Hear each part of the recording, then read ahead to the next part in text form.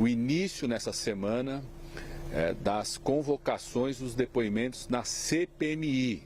do golpe, do terrorismo, dia 8 de janeiro. Começa na prática o plano de trabalho apresentado pela senadora Elisiane, que demarca claramente que os atos terroristas do dia 8 de janeiro começaram a ser planejados logo depois da eleição. Então, nessa semana vai ser ouvido o ex-diretor da PRF, responsável por vários atos irregulares logo depois da eleição, que as apurações que vêm sendo feitas tanto pelo Judiciário quanto pela Polícia Federal vêm reafirmando isso. Todo o planejamento que vinha sendo feito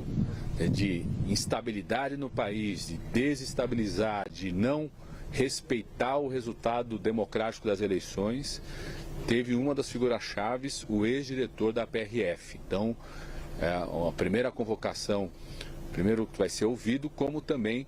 aquele agente responsável pela bomba, pela tentativa de um atentado com bomba no aeroporto de Brasília, ainda em dezembro. Ou seja, a CPMI, como sempre tinha dito,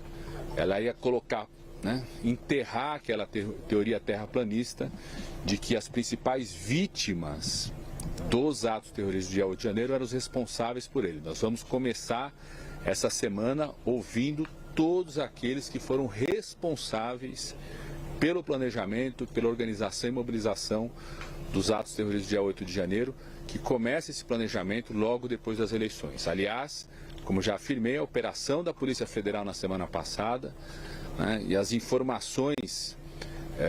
absurdas, as informações alarmantes que vêm das operações da Polícia Federal, das apurações que estão sendo feitas pelo Judiciário, mostram que dentro do Palácio do Planalto, no governo Bolsonaro, existia uma organização criminosa contra a democracia, que planejou desde depois das eleições um golpe nesse país, que foi evitado pela força das nossas instituições, pela articulação política do presidente Lula, pela capacidade de liderar, a partir do dia 8 de janeiro, uma frente ampla pela democracia,